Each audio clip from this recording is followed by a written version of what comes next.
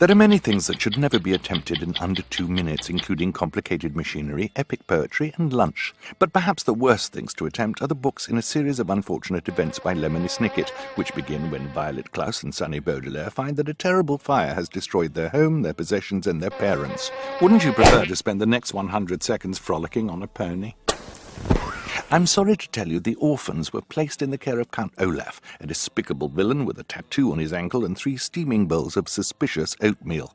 Barely escaping, the Baudelaires were sent to live in a house where lethal snakes were the creatures least likely to harm them, for, like the hurricane and man-eating leeches that came next, Count Olaf would stop at nothing.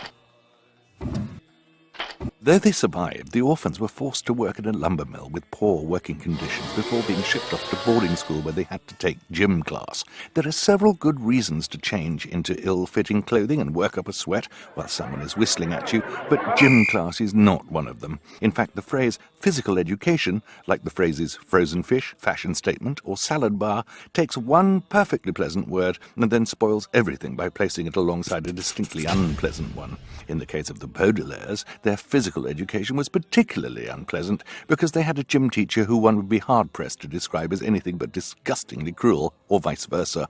Hard-pressed is an expression which here might refer to children squeezed into the trunk of Olaf's car, leaving less than 30 seconds for the next 7 books. The Baudelaires were pushed down a dark hole, unjustly accused, thrown in jail, chased by an angry mob, subjected to unnecessary procedures not covered by medical insurance, exploited in a freak show, dangled before hungry lions, held hostage, left for dead, attacked by insects, almost frozen, nearly drowned, terribly poisoned, given an unsafe taxi ride, and dressed as monkeys, or possibly concierges. Finally, there was a fire far more terrible than the first.